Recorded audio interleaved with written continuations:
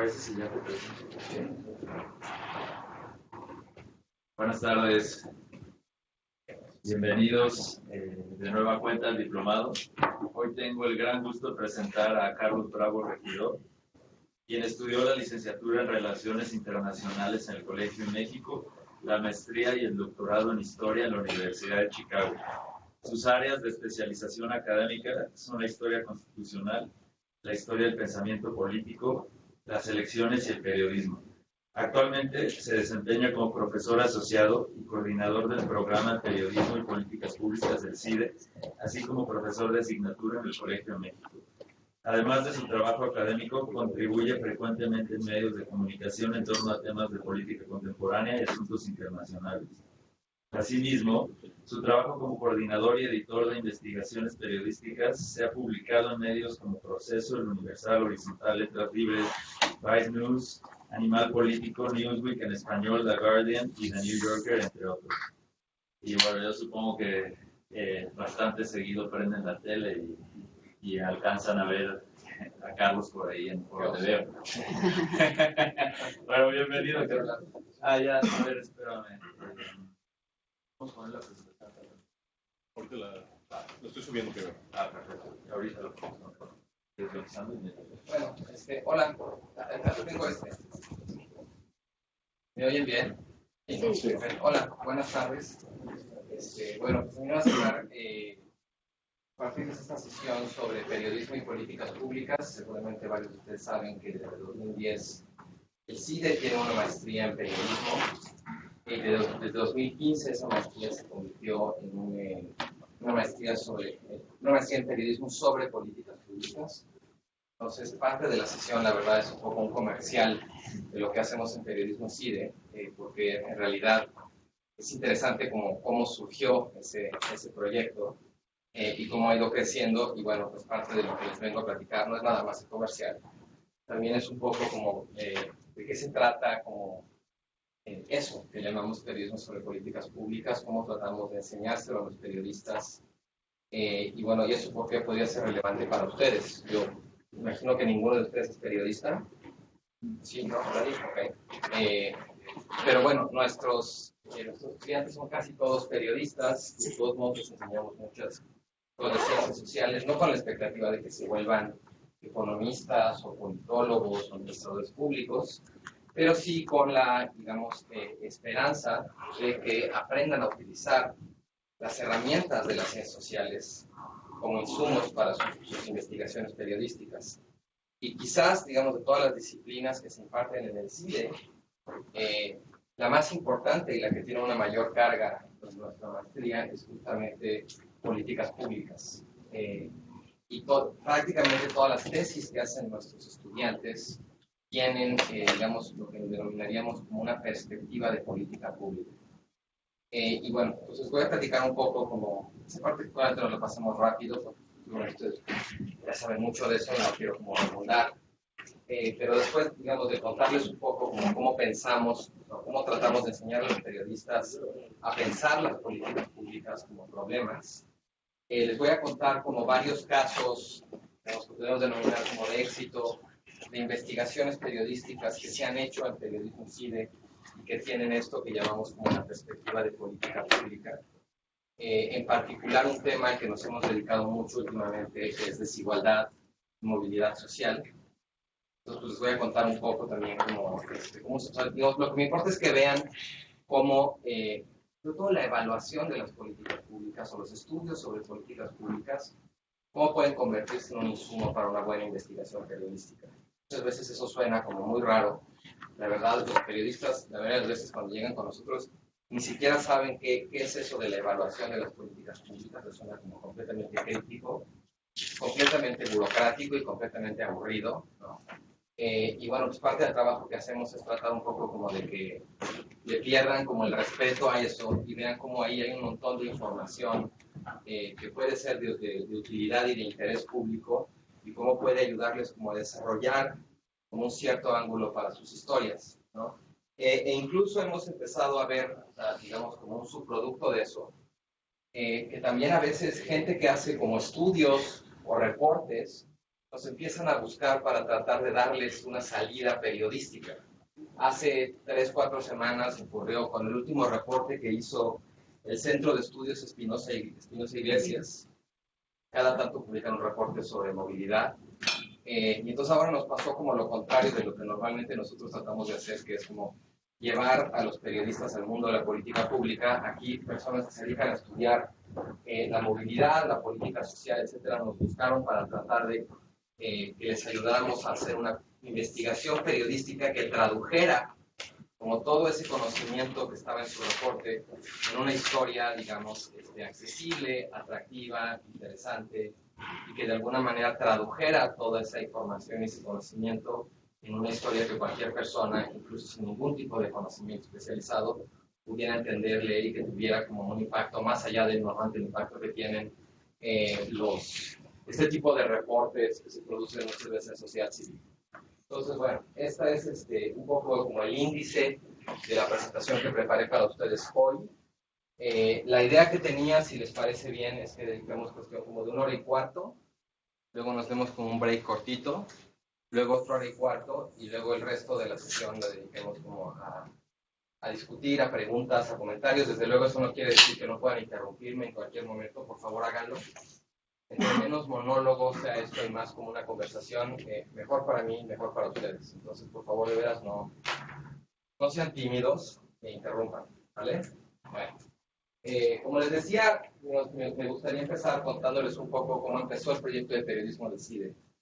En el año de 2009 hubo un proyecto conjunto entre el CIDE, Fundar y el periódico El Universal. Fundar, durante mucho tiempo estuvieron realmente muy abocados a tratar de hacer una base de datos del programa Procampo. Y al mismo tiempo, profesores del CIDE, Guillermo Cejudo, Mauricio Merino, me parece que eran los dos investigadores principales, estaban también haciendo como una evaluación del programa. Entonces, de pronto, como que Fundar y el CIDE se juntaron, empezaron a trabajar juntos y, bueno, se encontraron algunas cosas realmente como muy escandalosas sobre quiénes estaban en el padrón de beneficiarios de Procampo. Y entonces se acercaron al Universal, y el Universal publicó una serie de notas en primera plana. Esta la saqué de internet ahorita. Sobre todo, digamos, con una reportera que se llama Evangelina Hernández, donde había, bueno, políticos del PRI, políticos del PAN, gobernadores, diputados, funcionarios, incluso narcotraficantes, en el padrón de beneficiarios de Procampo. Realmente fue como un esfuerzo que salió muy bien, no solamente porque tuvo un muy buen impacto periodístico, sino que incluso llevó a que se revisaran las reglas de operación y a que se depurara el padrón de Procampo. Y como que esa primera experiencia dejó en el CIDE como una inquietud de que, wow, esto salió muy bien, ojalá pudiéramos como institucionalizarlo, ¿no? Entonces, el director del CIDE en ese momento, que era Enrique Cabrero, digamos, a instancias de Ricardo Rafael y de María Amparo Casar, que le propusieron, pues, ¿por qué no hacemos un programa dentro del CIDE para periodistas, para capacitar periodistas, ¿no? Era una cosa que generaba en principio como mucha resistencia y mucho escepticismo, porque probablemente muchos de ustedes sabrán que como que los periodistas y los académicos no se llevan muy bien, ¿no? En general se ven así como feo. Los periodistas, cuando estás en un seminario, ¿no?, discutiendo y te pones como ya muy descriptivo, te dicen, sí, ya es periodístico, ¿no? Y los periodistas, cuando estás discutiendo y como que de pronto te pones a lo mejor un poco teórico o conceptuoso, te dicen, no, ya estás hablando como sociólogo, ¿no? Entonces realmente era un ejercicio como muy ambicioso y muy retador, muy desafiante, justamente como por esa mutua renuencia entre ambos gremios, ¿no? Pero se hizo una suerte como de estudio de mercado para ver si había realmente como un espacio para una maestría profesionalizante en el CIDE para periodistas, y se encontró que sí habría interés y que sí había un público. Y entonces, bueno, en el año de 2010 se fundó lo que entonces se llamaba la Maestría en Periodismo y Asuntos Públicos, que fue, bueno, como suele suceder en un poco, una cosa como que se hizo como muy sobre la marcha, ¿no? El CIDE no tenía ninguna experiencia realmente en un programa como este, y entonces, bueno, pues se fue organizando y se fue puliendo, digamos, ya sobre la marcha. Y bueno, pues poco a poco empezó como a ya organizarse bien, hubo como varios cambios a la malla de materias. Y en el año 2015, la maestría de periodismo del CIDE ingresó al Programa Nacional de Posgrados de Calidad de CONACYT, famoso PNPC. Pero como parte de ese ingreso, CONACYT había hecho la observación como de que no quedaba muy claro por qué esa maestría en el CIDE. Si en el CIDE, pues la verdad no había periodistas, ¿no? No era una especialidad en la que el CIDE nunca se había destacado más bien como por opinadores o columnistas, ¿no? Y esta maestría sí tenía una cierta ambición, sobre todo de enfocarse en periodismo de investigación, ¿no? Entonces, un poco para justificar como el asiento de este proyecto en el CIDE, se decidió acotar esa cosa como muy genérica y realmente como traducida en inglés de asuntos públicos o public affairs, y más bien como enfocarlo mucho más estrictamente en políticas públicas, que es como uno de los sellos por los que es conocido el CIDE. Entonces nació la maestría en periodismo y políticas públicas en 2015, y en 2016 se creó ya como el programa de periodismo del CIDE, que tenía esta maestría y también empezó a tener un diplomado en periodismo de investigación orientado a temas de corrupción. Es un diplomado que compartimos con Mexicanos contra la Corrupción, con la unidad de investigaciones periodísticas de Mexicanos contra la Corrupción y la Impunidad, y también nos empezó a pasar, digamos, como que nos convertimos en una suerte de nodo entre una comunidad, digamos, académica muy especializada, profesores del CIDE, y en particular, digamos, la división de administración pública. Luego todos nuestros estudiantes, muchos reporteros, gente de medios, ¿no? Nuestros profesores, en muchos casos periodistas en activo, o académicos de otras áreas del CIDE, y fundaciones internacionales como con interés de promover como la discusión de ciertos temas o de introducir como algunas problemáticas en la agenda, en la opinión pública, nos empezaron a buscar pues para pedirnos que promoviéramos la investigación periodística sobre ciertos temas. Entonces, de pronto, de haber sido solamente como este experimentito de la maestría, nos convertimos en un programa que tenía una parte como de docencia y capacitación para periodistas, que hacía además investigación académica sobre periodismo, sobre medios de comunicación, y además empezamos digamos, a coordinar y a editar y a producir periodismo de investigación, digamos, con enfoque de política pública en temas como discriminación, como migración, desigualdad, movilidad, etc. Más adelante les voy a enseñar algunos ejemplos de eso. Y bueno, pues desde 2016 ya existe este programa de periodismo del CIDE. Ahora, ¿cuál es el enfoque de eso que nos gusta pensar que es el periodismo sobre política pública? Aquí voy a dar como un pequeño rodeo, que es, bueno, hay una relación, creemos, interesante entre las ciencias sociales y las políticas públicas. Siempre hay un debate, digamos, sobre si es posible o no una ciencia de lo social, ¿no? Mucha gente considera que no, que las ciencias son las ciencias duras, la física, la química, ¿no? Y que las ciencias sobre cuestiones sociales son más bien humanidades, o incluso la gente como más militante dice que eso es literatura, ¿no? Que sobre las personas y su comportamiento no se puede hacer realmente ciencia. Y eso es algo, de hecho, con lo que nos topamos a veces, ideas que incluso tienen los periodistas que vienen a estudiar con nosotros, ¿no? Y bueno, pues algo que nos gusta, digamos, cuando nos gusta empezar a introducir esto, tiene que ver con que, bueno, nosotros creemos que no, que sí puede haber una ciencia de lo social, ¿no? El problema no es, digamos, que sean menos científicas las ciencias que estudian el comportamiento humano, sino que es precisamente ese objeto de estudio lo que las distingue, que es un objeto de estudio, en cierto sentido, implica un mucho mayor grado de complejidad, lo que hay de alguna manera como que incorporar en la pregunta sobre si es posible o no una ciencia de lo social. Y un ejemplo como para ilustrar esto es, si yo tuviera una mesa de billar, ¿no?, con 10 bolas, y les preguntara, ¿qué tipo de información tenemos que tener para poder explicar cómo se comportan estas 10 bolas de billar en la mesa? ¿Qué responderían ustedes? ¿Qué se les ocurre que hay que saber para poder predecir cómo se van a mover las bolas de billar? ¿Cómo? Geometría, ok. ¿Sí? ¿Qué más? La fuerza con la que le vas a pegar, muy bien. El ángulo, ¿no?, con el que le vas a pegar, el lugar de la pelota, ¿no? Alguien se puede muy técnico y diría incluso el coeficiente de fricción, ¿no? Exacto, muy bien. siempre sale alguien con eso. El coeficiente de fricción por el material, ¿no? Todas esas, digamos, preguntas o variables, si podemos identificarlas y podemos medirlas, podemos predecir con bastante grado de exactitud, de hecho, cómo se van a comportar las bolas de billar sobre la mesa, ¿no? Ahora imaginen que la pregunta fuera no explicar el comportamiento de 10 bolas de billar sobre una mesa, sino el comportamiento de 10 personas en un vagón del metro. ¿Qué necesitaríamos saber para poder predecir el comportamiento de esas 10 personas en el vagón del metro? Contexto, Qué difícil, ¿no? O sea, porque además, la bola de billar, si le pegas con cierta fuerza, cierto ángulo, en cierta dirección, pues siempre se va a portar más o menos igual, ¿no? Pero una persona, un día tú le puedes sonreír y te sonríe de regreso, y al día siguiente, a la misma hora, en el mismo lugar, le sonríes y te da una patada, ¿no? O sea, hay algo en el objeto de estudio de las ciencias sociales que complica la posibilidad como de generar conocimiento científico. ¿Y qué es eso propio como de ese objeto? Pues es que las personas, a diferencia de las benditas bolas de billar, tienen conciencia y tienen voluntad. Las bolas de billar son más fáciles de estudiar porque las bolas de billar no piensan.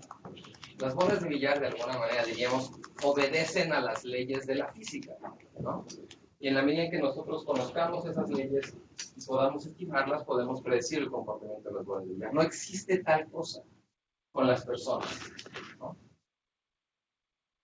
Las personas somos libres y para poder predecir nuestro comportamiento, para empezar, no hay tal cosa como una determinante, digamos, constante y precisa, ¿no?, del comportamiento humano. Pero sí hay probabilidades. Si pensamos, por ejemplo, casos con los que estamos muy familiarizados, ¿no?, que son los temas electorales. Hay ciertos perfiles sociodemográficos que hacen más propensa que una persona vaya a votar por un partido u otro, ¿no? Ejemplo, como que se volvió paradigmático hace unos años, si tú eres una mujer que vives en una ciudad con más de 1 millón de habitantes, terminaste tus estudios universitarios, vives en Estados Unidos y tienes un sueldo arriba de los $60,000 al año, la probabilidad de que votaras por Hillary Clinton estaba como en 80-90%. Claro, es muy interesante que cuando una persona va y le pregunta a una mujer con estas características, ¿usted por quién va a votar? Y la mujer responde por Hillary Clinton. ¿Y por qué?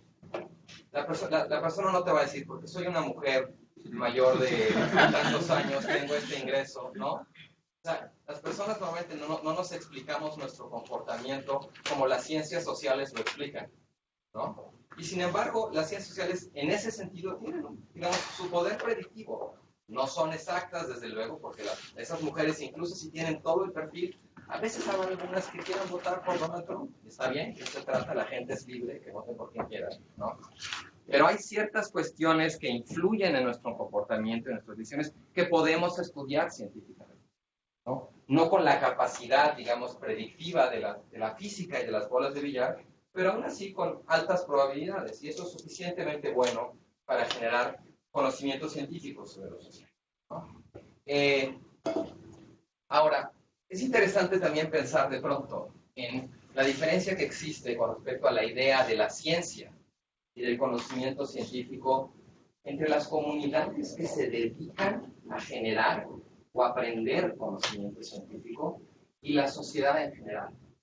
Seguramente a todos ustedes les ha ocurrido cuando están en una charla con amigos, en la oficina, familia, ¿no?, que de pronto sale así algún tema como de esos, muy polémicos, ¿no? La interrupción del aborto, matrimonio entre personas del mismo sexo, pena de muerte, eutanasia, todos esos temas así como polarizadores y como que calientan, ¿no? Y pues cada quien tiene sus opiniones y le empiezan a decir, y de pronto alguien dice, no, pero es que yo ya leí un estudio que dice que está científicamente comprobado que, y acto seguido, la opinión que tiene esa persona, ¿no?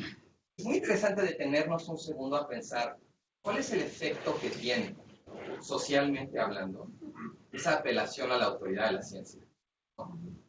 Que sí tiene de pronto, o sea, no, si está científicamente comprobado, pues, ok. O sea, de pronto en nuestras sociedades, la autoridad de la ciencia hace las veces como lo que en la Edad Media era la infalibilidad papal, ¿no? Nadie se quiere meter como a las patadas con la ciencia, ¿no? Y sin embargo, o sea, eso es lo que de pronto hace la ciencia socialmente. Se convierte como en un argumento para acallar, para obligar, ¿no? Para que alguien obedezca, ¿no? O sea, detiene la conversación. Si alguien dice, está científicamente comprobado que, a menos que haya un listo que le diga, a ver, enséñame el paper, ¿no? Sí tiene como este efecto que les digo, como de parar la discusión. Eso pasa, digamos, a la gente. En cambio, en las comunidades, ¿Por qué usted siempre deja la cámara? Yo me voy. la idea de la ciencia y el conocimiento es completamente distinta. Generar conocimiento se trata de discutir. Muy rara vez ustedes van a ver un paper que termina diciendo, pues ya, comprobamos científicamente que, pum, denme mi premio Nobel y acabó mi carrera, ¿no? Una buena carrera académica, una buena carrera científica consiste en estar en el ajo de la discusión, ¿no? Compitiendo, ¿no? O sea, constantemente con otras personas que están dudando unos de otros, ¿no? Están constantemente discutiendo, ¿no? Y realmente como el motor en la producción de conocimiento científico no es la certeza de que algo está científicamente comprobado, sino la duda permanente respecto a aquello que creemos que sabemos. Es gracias a que estamos dudando, incluso de los resultados del estudio más actual, más sofisticado, ¿no? Más impresionante, que el conocimiento avanza. Es una idea del conocimiento que es exactamente opuesta en muchos sentidos a la idea que tenemos de pronto como socialmente hablando de cuál es la autoridad de la ciencia. En la ciencia, de hecho, los argumentos de autoridad son muy mal vistos, ¿no? Todo tiene que ser sujeto a, digamos, examen, a ser fiscalizado, a revisar la evidencia, el método, tus datos, ¿no? Y es gracias a ese conflicto y no a ese argumento para obligar, que de pronto es como la ciencia socialmente, que el conocimiento avanza. Ahora, digamos, hay muchas maneras de explicar en qué consiste una explicación científica, ¿no? En términos generales, digamos, una manera relativamente fácil de introducir a los periodistas cuál es la lógica de la explicación en las ciencias sociales, es decir, que las explicaciones normalmente tienen como tres elementos. Pero primero, se hace que decir cuál es la diferencia entre una descripción y una explicación. Cuando ustedes leen una nota de periódico, de esas así de diario, no cortitas, sobre, qué sé yo, la explosión de una pipa enfrente de un hospital en Coajimalpa, ¿no? Una buena nota te contesta varias preguntas, ¿no? ¿Qué pasó? ¿A quién le pasó? ¿Cuándo pasó? ¿Dónde pasó? ¿No? Y te ofrece de alguna manera una descripción de la escena. El reportero o la reportera que escribe esa nota no tiene que explicarte por qué pasó eso para que la nota cumpla su función. Con que te describa lo que pasó, está muy bien la nota. Una buena descripción no necesita explicar aquello que está describiendo para poder describirlo bien. En cambio, una explicación necesita poder describir muy bien el fenómeno que va a tratar de explicarlo para poder explicarlo. Y no basta con responder como, ¿qué está pasando? La pregunta que da origen a una explicación siempre es ¿por qué? Y por qué es una pregunta causal, ¿no? No basta con que me digas que explotó a tal hora, que hay tantos damnificados, que tardaron tanto tiempo en llegar los bomberos. Todo eso que cumple, digamos, una buena descripción, está muy bien saberlo, pero no contesta la pregunta ¿por qué explotó la dichosa pipa en el hospital? Pues bueno, esa es una primera distinción como que nos sirve mucho para tratar de introducir a los periodistas en esto. Y después como la idea de que toda explicación científica tiene tres grandes elementos. Esto me lo voy a pasar rápido porque si no ya lo saben. Digamos, o tres grandes preguntas que contestan toda explicación científica. La primera pregunta es ¿qué? ¿Qué pasó? ¿Qué es lo que quieres explicar? ¿Cuál es el fenómeno del que quieres ocuparte? Normalmente sabemos que la realidad es una cosa muy grande, muy compleja, muy caótica. Y tratar de generar una explicación lo primero que implica es tratar de acotar. Y tratar de identificar dentro de todo ese caos y ese desorden que es la realidad, ¿qué es exactamente lo que quieres explicar? Cuando puedes contestar con precisión esa pregunta, lo que tienes es lo que en la jerga académica se llama una variable dependiente. Cuando quieres explicar algo, lo primero que haces es imaginártelo o plantearlo como el efecto de otra cosa. Y tratarlo de explicar, tratar de responder a la pregunta por qué, es tratar de decir cuál es la causa que está provocando ese efecto que tú quieres explicar. El efecto le decimos variable dependiente, porque a la hora de acomodarlo en una explicación, vamos a suponer que depende de otra cosa, que es que la causa. ¿Sí?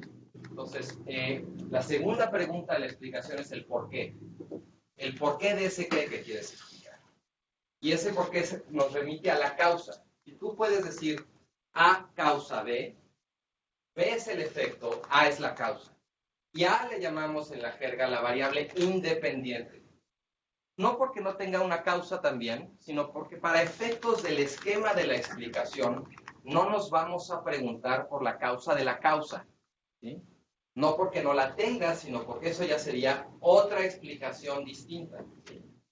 O sea, parte como del arte de producir una buena explicación está en acotar. Esto es lo que voy a explicar. Esto es lo que voy a utilizar como la variable causal que lo está explicando. Este es el qué y este es el por qué. Cuando tienes esas dos respuestas, tienes ya 2/3 partes de lo que es una explicación. Pero te falta una. Porque no basta con que digas que A causa a B. Una buena explicación, además, te va a explicar cómo es exactamente.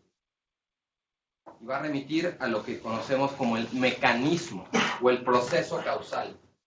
¿Cómo es exactamente que la causa termina traduciéndose en el efecto que vamos a tratar de explicar? ¿Sí? Les voy a poner un ejemplo muy rápido como de esta manera de ordenar. En realidad no importa el ejemplo que voy a poner, la información precisa. Lo que importa es más bien como tratar de ilustrar cómo funciona en la práctica la lógica de la explicación. Y todos estos como ejemplos o ideas que les acabo de dar, cómo operan ya en la práctica cuando alguien está tratando de construir una explicación. Bueno, esto ya se les decía, el conocimiento científico está en la competencia, en la duda, en el conflicto, en darnos cuenta de que no sabíamos, ¿sí? Que es exactamente lo contrario de lo que normalmente la gente cree, como que la ciencia es la certeza, el consenso, ¿no? Estar seguros de que ya sabemos algo, ¿no? Esa certeza, de pronto, digamos, de la que se desprende la autoridad social de la ciencia, no es algo propiamente científico. Es algo que pertenece más bien como al terreno del casi de la religión.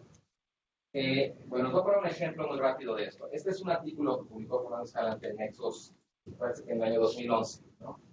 Esa grafiquita que ven ustedes ahí es la tasa nacional de homicidios en México entre 1990 y 2009, ¿no? Esa línea nos está describiendo varias cosas, ¿no? El comportamiento de una variable nos está mostrando una disminución gradual, pero sostenida de la tasa, digamos, a partir del año 92, que está casi en 20, hasta el año 2006, 2007, que llega a estar por debajo de 10. O sea, llega en cuestión de 15 años a estar a menos de la mitad de lo que llegó a estar en su punto más alto, y luego, en cuestión de 2 o 3 años, tiene un giro muy abrupto, y recupera en 2 o 3 años lo que había perdido en los 15 anteriores, ¿no?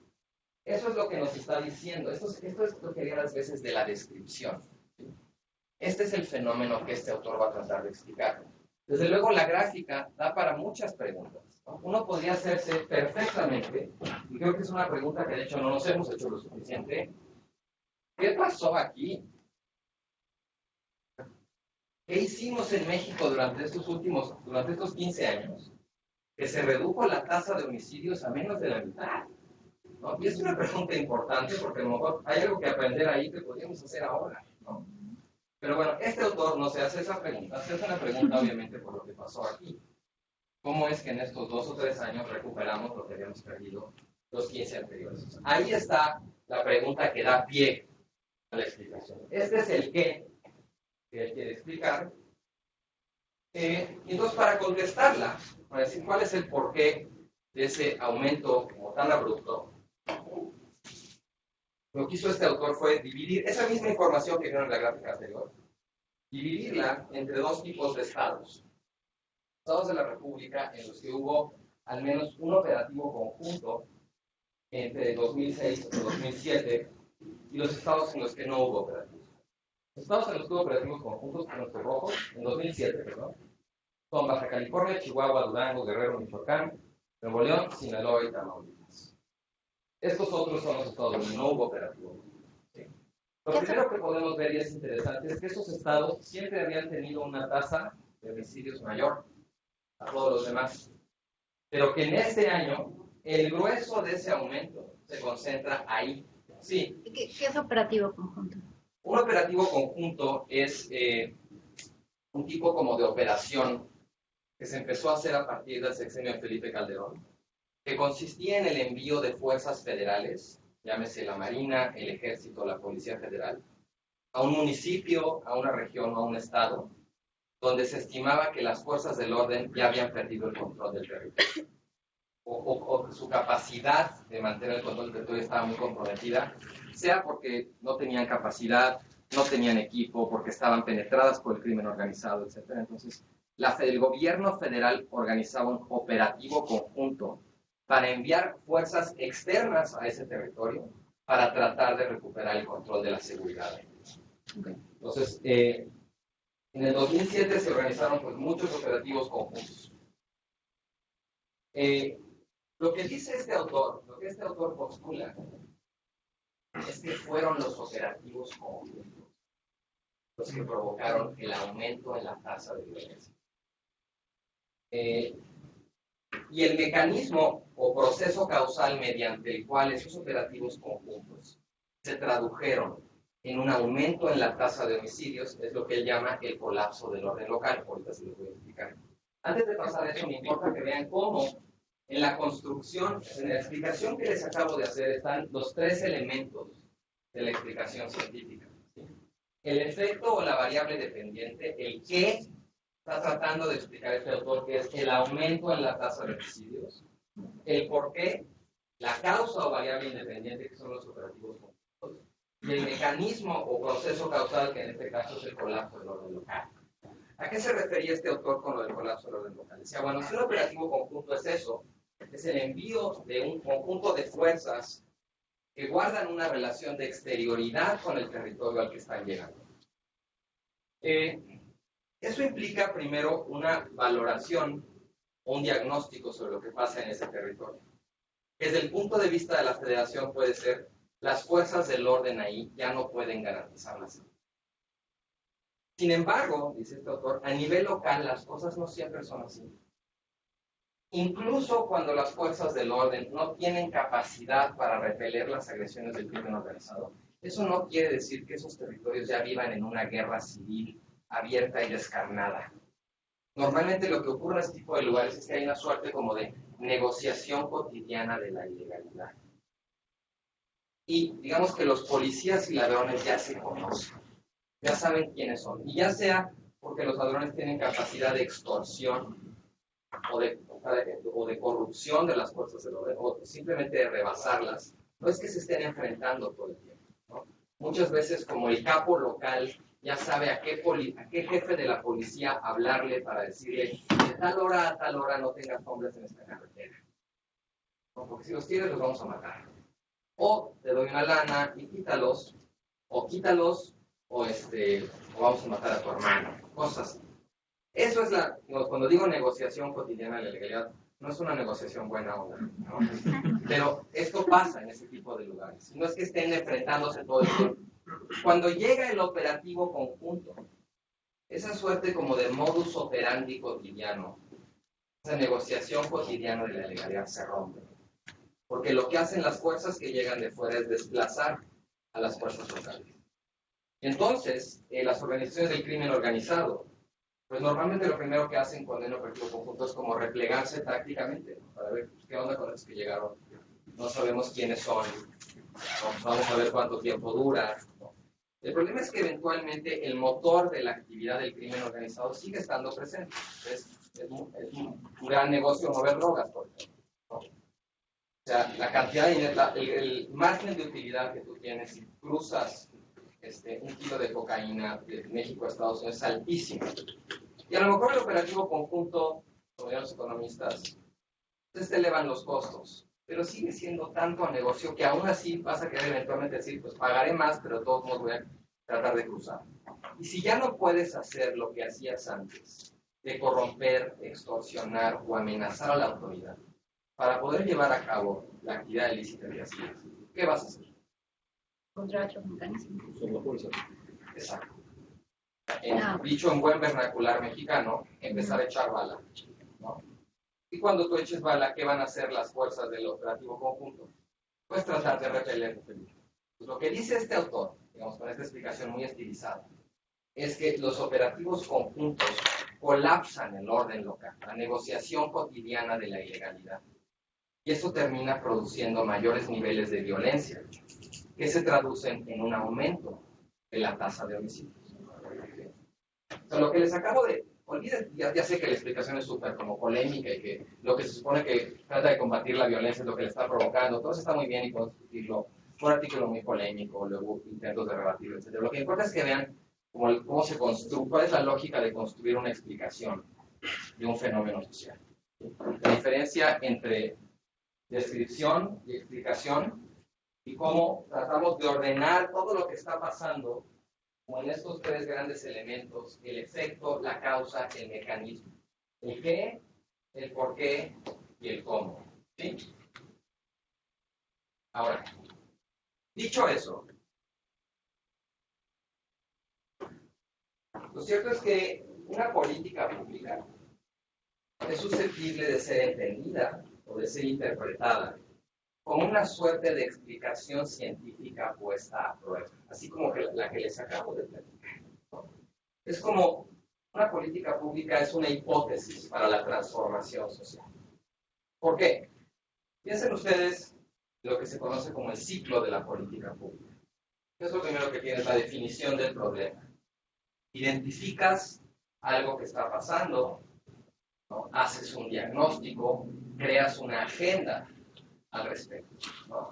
Después, pues diseñas tu política, ¿no? Tienes una suerte como de estrategia, ves cuáles son como tus instrumentos, tu presupuesto, tu capital humano, digamos, las facultades institucionales, cuáles son los plazos que vas a tener para poder desplegar esa política y cuáles van a ser los públicos objetivos.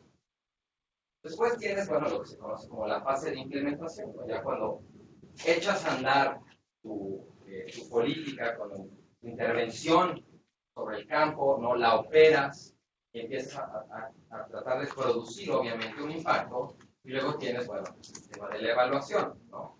Tratas de medir los resultados, de generar indicadores que te muestren qué diferencia puede estar haciendo o no tu política, e incluso diseñas métricas, ¿no? Entonces, todo eso ustedes ya lo saben, obviamente. No voy a dedicarme a eso. Bueno, lo que quiero decirles es que la lógica de la explicación en las ciencias sociales, como la que les acabo de decir, y la lógica del ciclo de las políticas públicas tienen una cierta afinidad, se parecen. Y eso no es casualidad, por lo que les decía de que en cierto sentido la política pública es una explicación científica como que echamos a pelear al mundo real, ¿no? Como un gallo a una pelea. A ver cómo le va. En las ciencias sociales hablamos como del efecto, de aquello que vamos a tratar de explicar. En la política pública hablamos de un diagnóstico, ¿no? Del qué. ¿Qué es lo que quieres explicar? ¿Qué es lo que quieres combatir con tu política pública? La desnutrición infantil, la violencia doméstica, el aumento en la tasa de homicidio. Después, digamos, en el ámbito de las ciencias sociales, cuando hablamos de la causa, el porqué de este fenómeno que tratas de explicar, el equivalente en las políticas públicas sería el diseño de tu política pública. ¿Cómo crees que vas a poder atacar ese problema?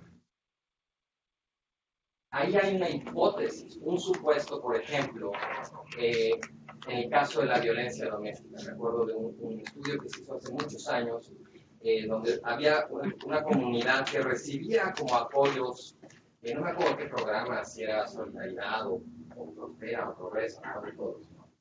Donde se le daba, digamos, un dinero cada tanto al padre de familia, no a la madre de familia. Y se había detectado que había aumentado la violencia doméstica en algunas de esas comunidades, porque pues, justo, digamos, como en el viernes de quincena, donde llegaba el apoyo, muchos de los maridos se querían ir de farra con los amigos y le pedían el dinero a la mamá. La mamá no quería dárselo, le pegaban el dinero y las cosas. Oye, pues, sin querer tu política, no pensaste bien los incentivos, el contexto, todo estaba provocando pues, ese efecto evidentemente indeseable, ¿no? Si quieres combatir la violencia doméstica en ese lugar, pues a lo mejor no le des el dinero en efectivo a la señora, ¿no? Dáselo una tarjeta, o tratas de alguna manera de identificar cuáles son las causas de ese problema que quieres combatir. ¿Sí? En el diseño de tu política está implícita esa relación causal, ¿de acuerdo? Luego, cuando hablamos del mecanismo, como del cómo es que la causa está produciendo el efecto en las ciencias sociales, en la política pública hablamos de la implementación, el cómo, ¿no? ¿Cómo le vas a hacer para que esa política pública que estás diseñando tenga el efecto que tú quieres respecto al problema que vas a resolver? Y finalmente, digamos, más allá de estos los tres elementos de la explicación, en la política pública hay este cuarto elemento que es la evaluación, ¿no? Vamos a aprender de la experiencia, vamos a tratar de medirla, vamos a ver si es exitosa, que digamos en las ciencias sociales es la perplejidad, cuando por fin pues, ves si tu explicación realmente jala o no jala, ¿sí? Entonces, me importa mucho esto de la afinidad lógica entre la explicación en las ciencias sociales y la política pública, la idea de que la política pública es una suerte de explicación científica que estamos echando a pelear al mundo real. Porque, digamos, cuando nosotros logramos explicarles a los periodistas, entonces la política pública pierde de alguna manera como esa cosa burocrática, ¿no? Procedimental, que se oye como aburrida, ¿no? Es como una explicación, ¿no? Entonces, el chiste de la política pública es ver si la premisa causal sobre la que estaba construida se cumple o no se cumple. Si se cumple, pues tratar de replicarla y aprender de ella, ¿no? Esa es la diferencia entre una política exitosa y otra que no. Entonces, bueno, vamos a pasar ahora a la parte del periodismo. Normalmente, si ustedes son lectores de periódicos o ven las noticias, sabrán que el periodismo suele enfocarse mucho más en la política que en las políticas públicas, ¿no? En inglés como la politics en lugar de la policy. Y que la imagen que tenemos de la política en los medios muchas veces es como la imagen de una carrera de caballos, ¿no? ¿Alguien ha escuchado una expresión en inglés como horse race politics, ¿no? Eso ocurre sobre todo, se hace como muy visible, muy evidente en temporadas electorales, ¿no? ¿Cómo cubre la prensa una campaña electoral? ¿Qué tanta atención le presta realmente a las propuestas de política pública de los candidatos? Muy poca. Y no es nada más en México, por ejemplo. En general eso ocurre.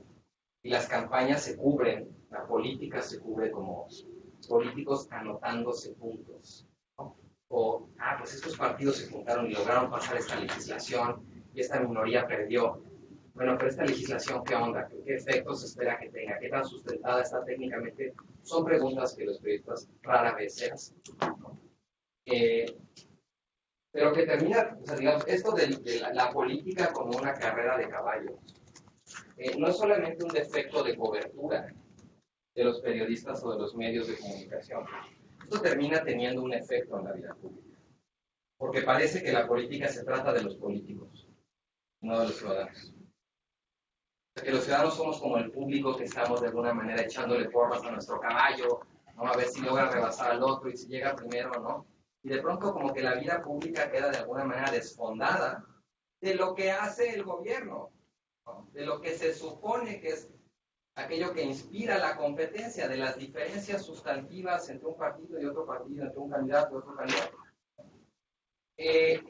Además, desde el punto de vista mediático o periodístico, las políticas públicas aburren, ¿no? Pues porque siempre implican normas, ¿no? ¿Qué autoridad tiene competencia para intervenir en esta materia o en este territorio, ¿no? Implica todo el tema que, digamos, hasta hace muy poco, ahora creo que la verdad el periodismo mexicano ha mejorado mucho en eso, todo el tema de meterse a bucear en los presupuestos, cómo están gastando, cuánto se aprobó, cuánto se ejerció, ¿no? Pero que también suele ser algo poco atractivo en términos de impacto mediático, ¿no? Para los periodistas. Y luego está todo este tema que siempre es como el foco de la administración y de las políticas públicas, que es una cosa de burócratas. Y nadie quiere que la política se trate de los burócratas, es que se trate de los políticos. En cambio, la política vende, ¿no? Es una telenovela, ¿no?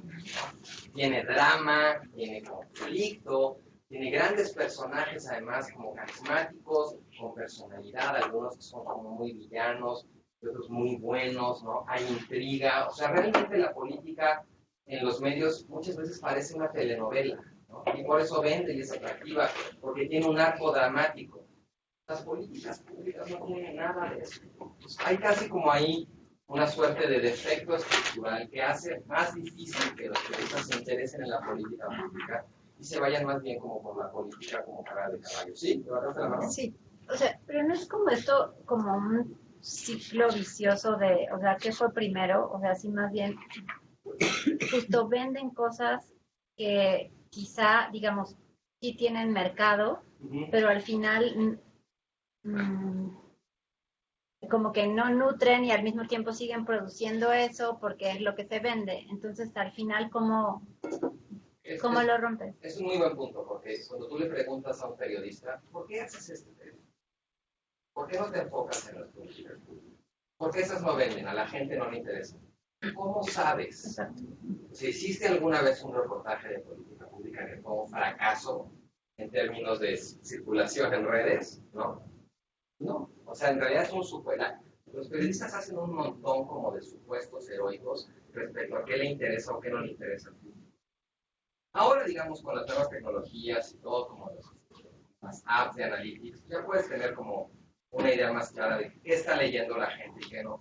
Pero de todas maneras, muchas veces los periodistas no saben, suponen qué le interesa al público por lo que ellos hacen, pero no por lo que nunca han hecho. Y de hecho, lo que nosotros creemos, nuestra breve y modesta experiencia en esto, es que buen periodismo sobre políticas públicas puede crearse su propio público, ¿no? Que hay maneras de contar las políticas públicas que no sean esa cosa como aburrida de burocracias y normas y presupuestos, sino que también hay drama, ¿no? O sea, porque sí, en efecto, tienes que contar una historia atractiva. Ustedes son unos nerdazos que están haciendo un diplomado en políticas públicas. Ustedes ya nadie tiene que convencerlos de que las políticas públicas son importantes.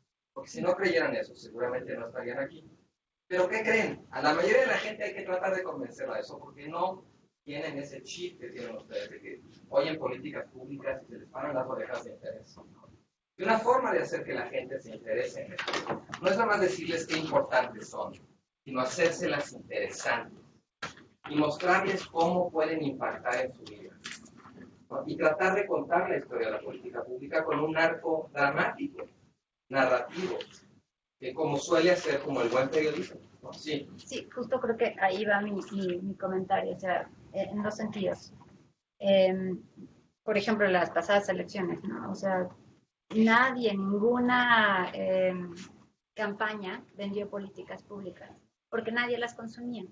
Y al final, quien sí trataba o no de hacerlas, pues no ganaba por eso, ¿no? O sea, era más bien lo mediático lo que vendía. Y ahí viene otra pregunta. ¿En dónde está la línea que separa es ignorancia mía, ¿no? O sea, al periodismo de los medios? O sea... Es una muy buena pregunta esa. Además, como en nuestros días tiene como una urgencia tremenda, ¿no? ¿Por qué? Porque este tipo como de nueva figura, o Trump, por ejemplo, Trump no odia a los medios, Trump adora a los medios, Trump odia al periodismo. Toda su hostilidad no se dirige contra los medios, sino contra el periodismo. Contra el periodismo que lo investiga, contra el periodismo que lo critica. O sea, el periodismo en ese sentido es fuente de un relato alternativo. ¿no? Como de datos que contradicen lo que quieren. Entonces, por eso dije su hostilidad. Los medios normalmente entretienen, el periodismo informa. Lo que buscan muchas veces los medios es causar impacto. Lo que busca el periodismo es tener incidencia. Hay veces, como por ejemplo ocurrió en México con la investigación de la Casa Blanca de Peña Nieto, en donde la lógica mediática y la lógica periodística se juntan. Esa fue una extraordinaria investigación periodística, que además Carmen Aristegui y su equipo supieron convertir en un muy potente golpe mediático. Pero esas cosas no siempre van juntas. A veces hay golpes mediáticos que realmente no tienen mucho sustento periodístico. Y a veces hay grandes golpes periodísticos que no vuelan mediáticamente.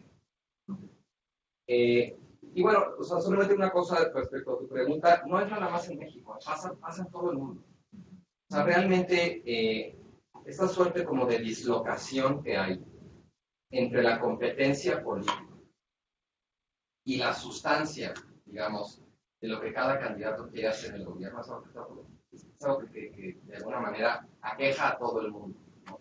Las campañas cada vez son menos sobre políticas públicas, cada vez más son sobre agravios, son sobre identidades en competencia, en conflicto, ¿no? Son sobre temas más que sobre política pública.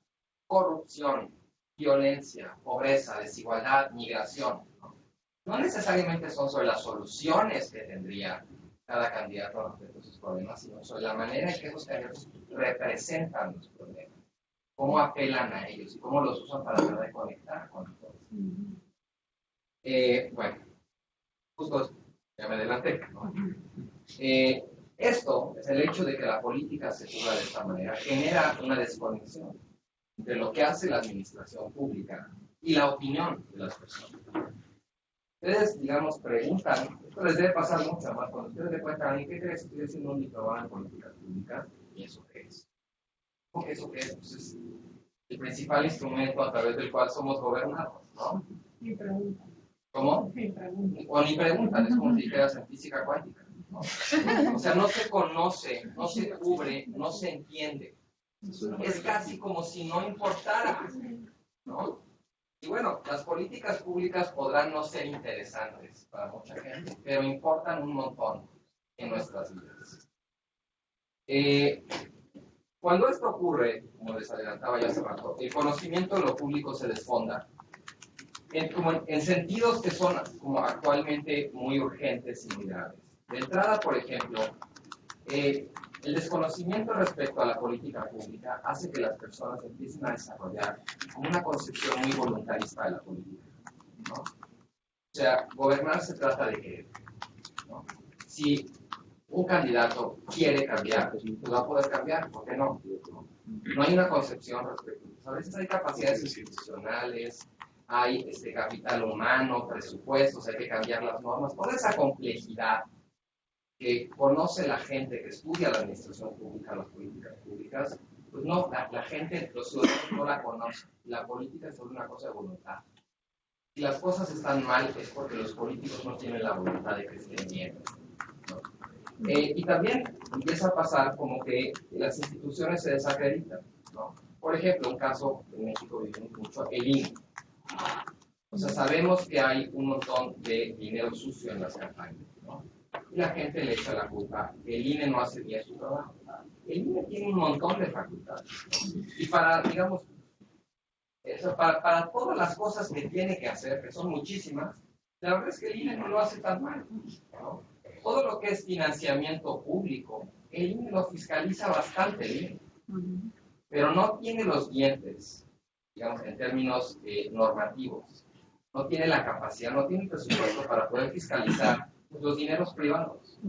Pero eso no quiere decir que el INE carezca de voluntad o que el INE sea una institución que no funciona, ¿no? Es un problema mucho más complicado, digamos, de atribuciones, de presupuesto, de tener incluso como un servicio civil que esté suficientemente capacitado para realmente poder fiscalizar esos dineros, ¿no? Entonces las instituciones de pronto ya no son estas maquinarias complejas, sino simplemente son como estorbos, ¿no?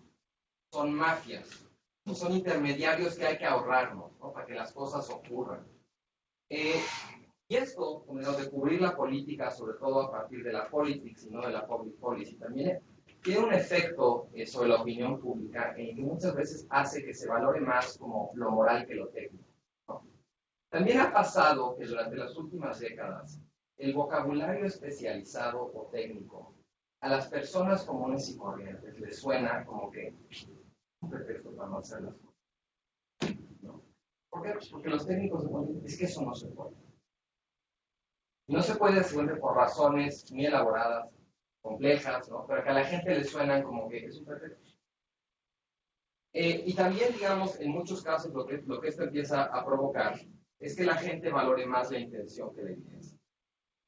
Quiere hacer el bien, es un buen político. Oye, pero ¿dónde están los resultados? ¿No realmente lo está haciendo? Sí, bueno, pues no, la verdad no, pero no importa, porque bueno, ¿no? Esto empieza a generar un montón de distorsiones como en la gestión, ¿no? En el ejercicio del poder, en las expectativas que la gente se hace respecto a su gobierno. Si quieren, démonos un break aquí ahorita y seguimos en 5 minutos. Sí. Sí, no, solamente como última pregunta. Pero entonces, o sea, digamos que esto propone que en realidad el problema no es un problema, digamos, de política pública, sino de comunicación de la política Sí, pública. también pasa mucho. Sí. O sea, que muchas veces se asume que todo es un problema de comunicación. No, a veces hay problemas de política pública. No es que no le estés comunicando bien, es que tu política no está bien, ¿no?